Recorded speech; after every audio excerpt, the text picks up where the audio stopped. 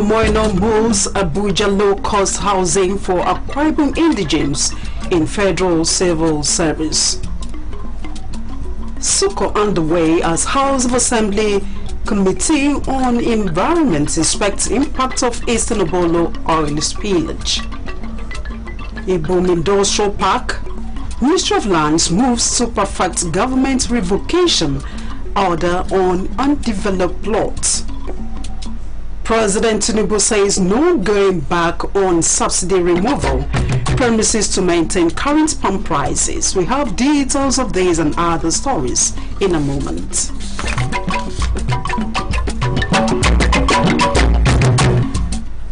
A very good morning to you. Thank you for joining us. My name is Juliet Richard. Akwa Ibom State Governor Pastor Moino has pledged his readiness to partner the Akwa Ibom community in Abuja to provide indigents of the state working with the Federal Civil Service a housing scheme so they could have affordable accommodation. Governor Eno stated this during an interactive session with indigents of the state who are federal commissioners, permanent secretary and directors at the Akwa Ibom State Liaison Office in Abuja. The governor emphasized that he was ready to interact with his people as well as create time to attend to things that will bring benefit to the state, encouraging Akwa Ibom indigents to use their positions to bring about life-transforming projects back home. The Permanent Secretary of the Federal Ministry of Finance, Mr. Okukon Ekanam Udo, commended the governor for his initiative in meeting with them, saying it is the first of its kind since their appointment into the Federal Civil Service and the FCT. In response to outcry from people of Eastern Obolo local government area over a reported oil spill in some communities, the Chairman House of Assembly Committee on Environment, Mr. Basibasi, on Tuesday laid an investigative tour of the impacted areas, accompanied by the Chairman Eastern Obolo local government, Elder Abraham Odiong. The team, joined by officials from the National Oil Spill Detection Agency, representatives of oil companies and environment experts, reviewed the extent of devastation the spill has caused.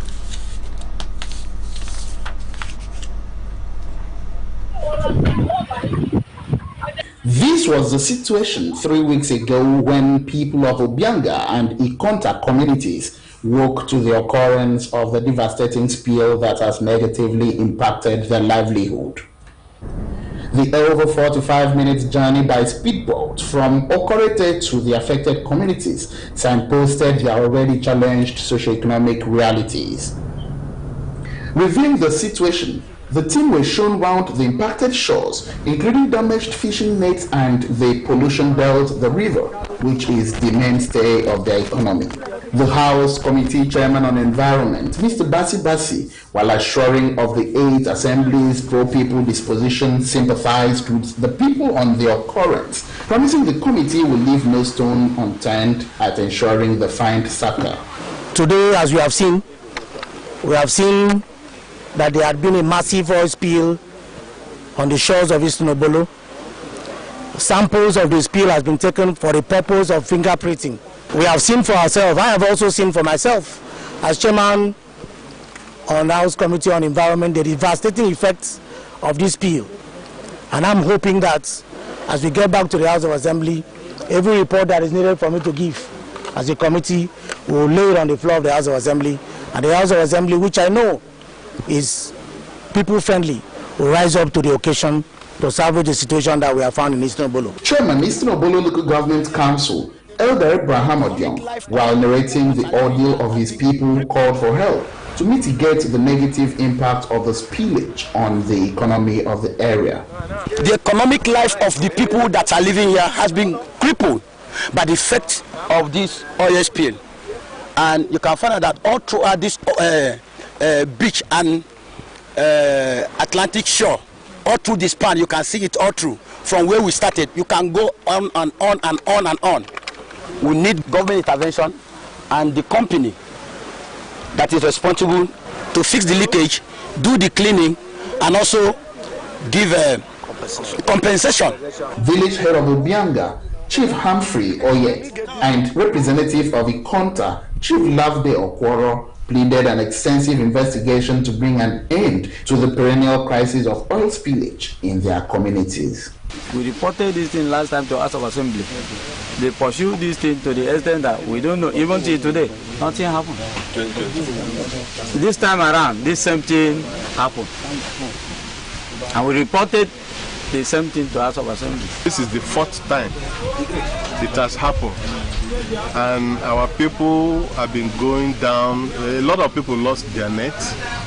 Most of their nets are not going to be used any longer. And since then, over 3 weeks now, that this thing happened, none of them have gone for fishing. Other members of the community had this to say. When we woke up in the morning, we get the oil spillage all everywhere, and since then till now, we cannot be able to fish anymore. So we need help from the government. You can attest to what you have seen today. The people have been complaining bitterly. They are totally in distrust of the process. But we thank you for coming to help our people air out their view. It was, however, worrisome that representatives of some of the oil companies declined joining the team on the visit, despite the adequate logistics plans put in place. Samuel Ayara, AKBC News. Sequel to directives by Governor Moino to revoke parcels of land not put to use by those who acquired them at the Boom Industrial Park in Itu local government area, the State Ministry of Lands has promised to match the order with action. This, according to the Commissioner for Lands, Captain Iniebonwekong retired, is to enable state government to achieve its goals of the Arise agenda. The commissioner was interacting with newsmen in his office. Expressing the readiness of his ministry to discharge his responsibilities effectively, retired Captain Iniebonwekong said that the Ministry of Lands is ready to allot lands at the Boom Industrial Park to serious entrepreneurs who are ready to make use of same in order to grow the economy of the state. He mentioned that the Dakada Luxury Estate with 385 plots along Airport Road is completed. We have programs for this ministry, starting from the pilot, first of its kind in this part of the world, digital estate of Akwa Ibom State, the Dakada Luxury Estate. The Ministry of Lands has a responsibility to develop it in terms of sites, services, parcellation, and other utility provisions that will make it attractive to compete and compare with any estate of its kind anywhere in the world. The commissioner, while soliciting the partnership of the media to enable his ministry deliver on its mandate, promised to work hard at interpreting the vision of the present administration in line with the Arise agenda and to deliver good governance to the people. Government is meant to ensure improvement of livelihood for its people by way of security, by way of provisions of basic facilities and amenities, by way of job provisions and enhancement. You agree with me irrevocably that if all lands were to be held as acquired possessions, nobody would have the opportunity of translating land to offices, to factories, to workshops that will later become points of work and engagement for industrial, commercial, and economic activities that will further enhance the welfare and well-being of the people. This, His Excellency and this particular administration has moved to stop. If you hold land that is for investable purposes, you must create that environment and make it investable. The interaction featured question and answer session for clarification.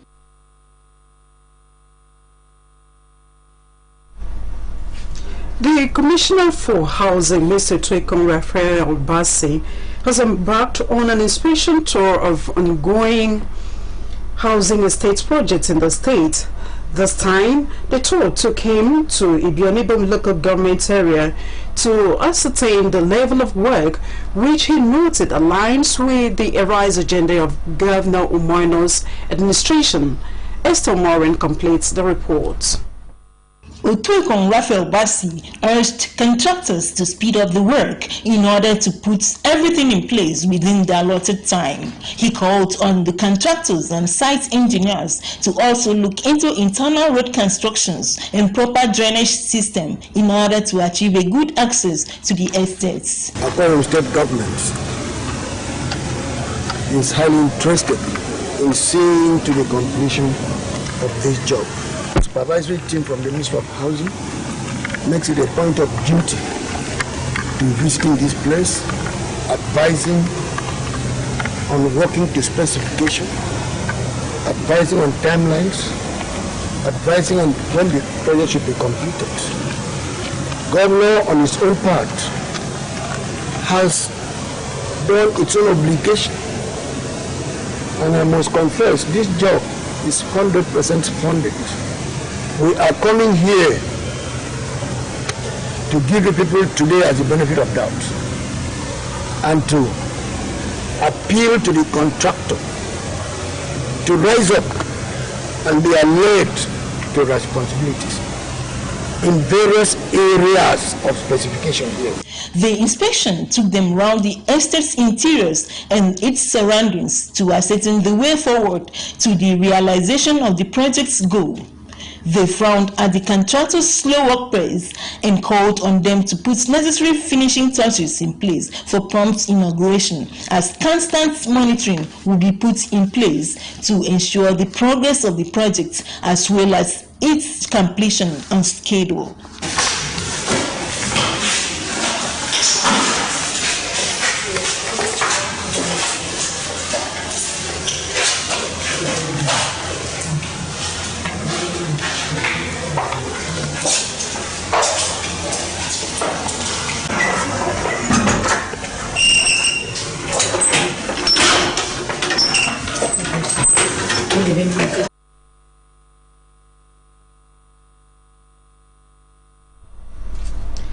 Sight and sound from Heaven Light Assembly's 59th Founders Day. In Efiale, others take day in court over multi-million naira fraud. Don't go away. We bring you details of this after the break.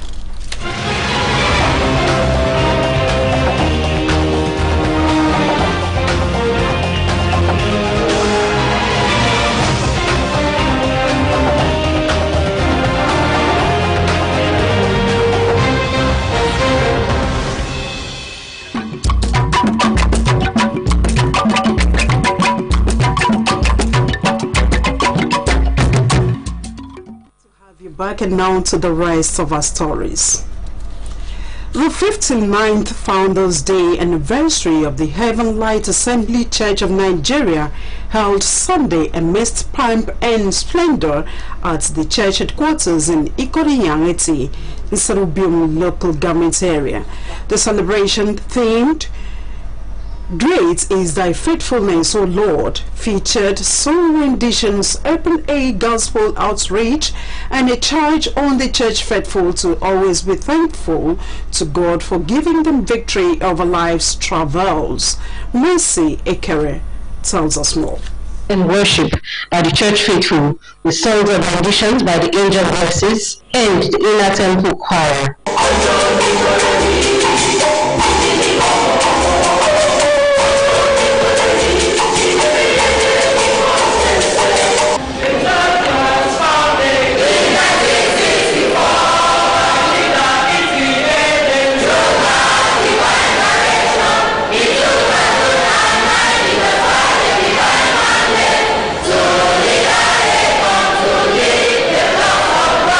The church chairman, Senior Apostle Godwin Tode, explained that the Founders' Day celebration was commemorative of the founder of the church, Leader Tate Thompson Edom's response to God's call to serve him on August 13, 1964, and that the church is thankful for God's sustenance and guidance all through the 59 years of its existence. Today, we can say convincingly that in this our generation, God has chosen a prophet. Amen. Choose leader and at the appointed time, after a successful sojourn in the Lord's Vineyard, get down some the impact. But he before that, he gave him a hindsight, gave him foresight, he spoke to him and spoke through him, and proved amongst us, one of the sons. The president of the church, Leader E.T. Edom, said he is grateful to God for his love and guidance to the church and for helping him lead successfully over the past 11 years since his father handed over the mantle of leadership to him. He said the success of the church is as a result of support and collaborations of members and friends of the church. I highly allowed to celebrate the growth of my father's work at 59. Not only because of the number of years, but the quality of service to God and humanity. I am not surprised about the journey.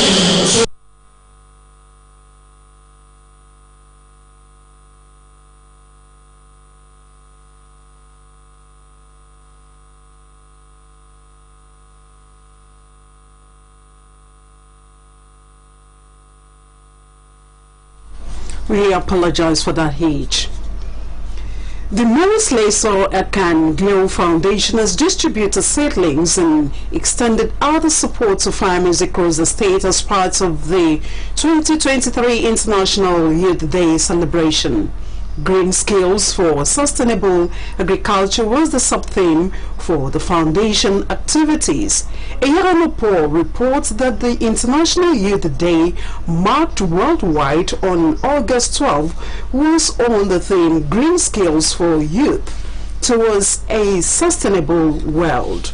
The president and founder of the foundation, Dr. Glory, said that the gesture was a conscious effort to identify with the theme of this year's celebration, but with a focus on sustainable agriculture. Dr. Edith said the green skills in agricultural sector focus on sustainable farming practices, agroforestry and efficient management, noting that the foundation will assist multiple birth parents and children, the less privileged, widows, orphans, and also train young ones in different entrepreneurial skills in order to key into this year's International Youth Day celebration through distributing tomato seedlings and hybrid plantain suckers free of charge.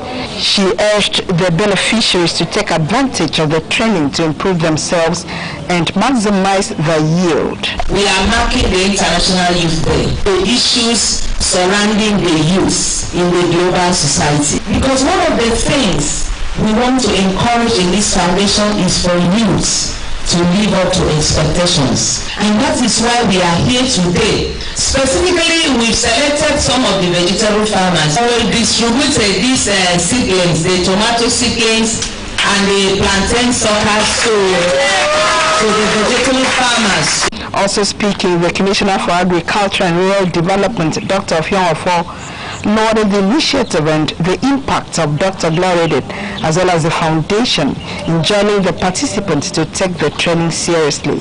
Ms. Leso Akan Glow Foundation, now you are doing a great job. Congratulations on this foundation. I see that you are going places. You have already started and you are moving very fast.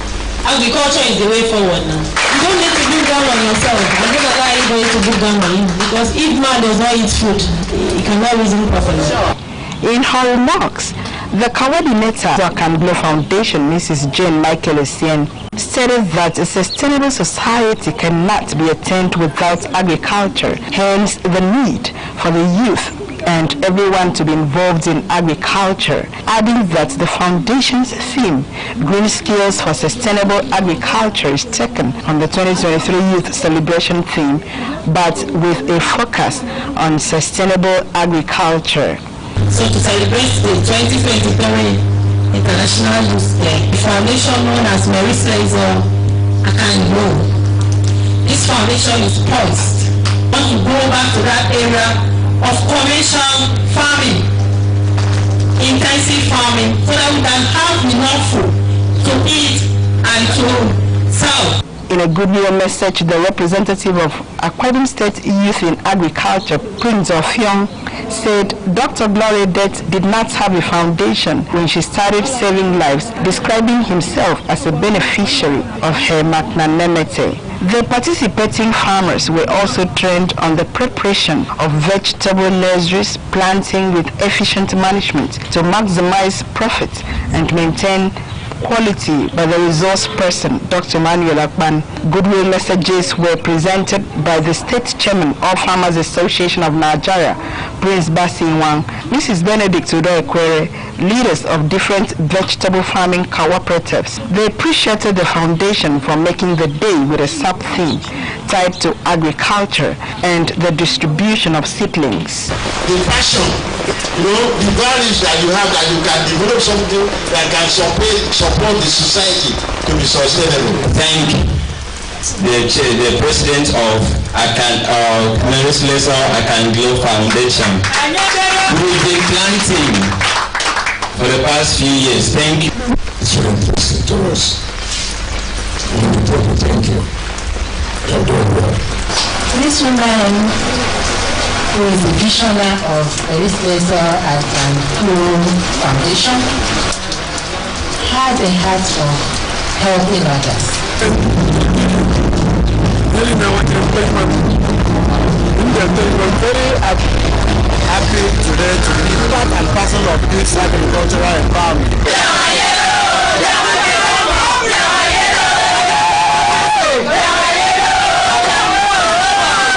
The participants went home with hybrid plantain suckers and some vegetable seedlings.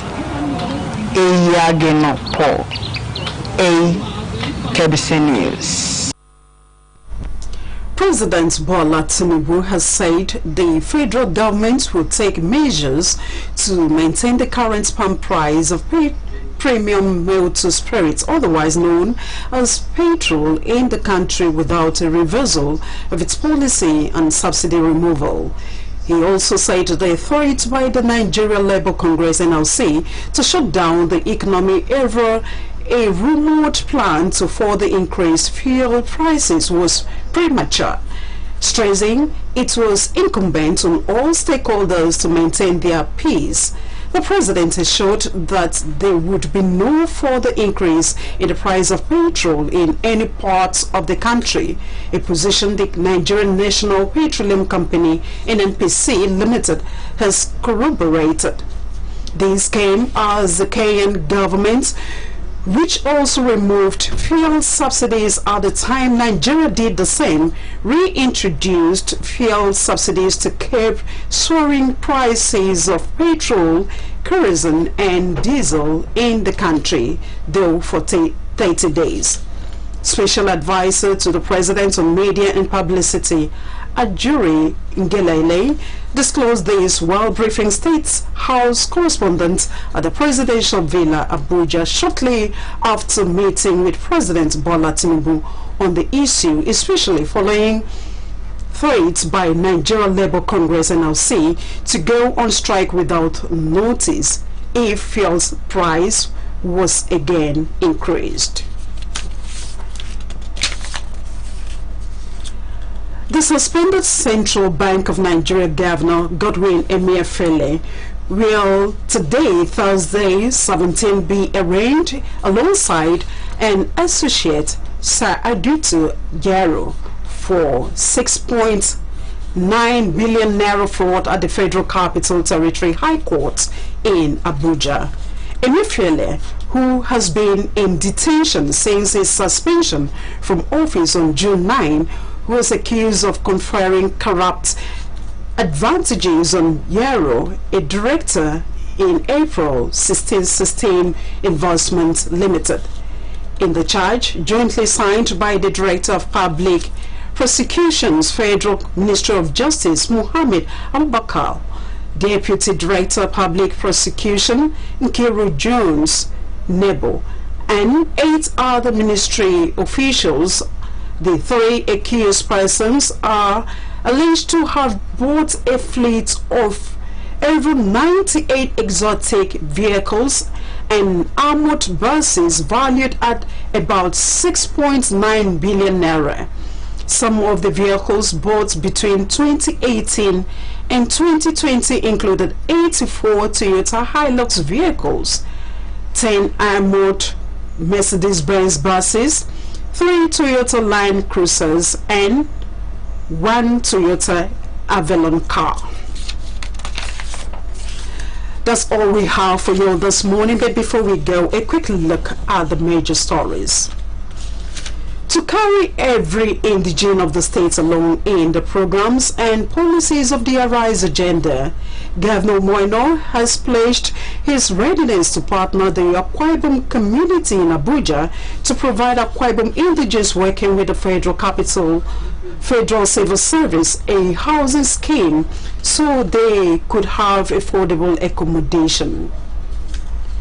In response to outcry from people of Eastern Obolo local government area over a reported oil spill in some communities, the State House of Assembly, during an investigative tour of the area on Tuesday, promised to leave no stone unturned in finding lasting solution to the situation which has negatively impacted their livelihood.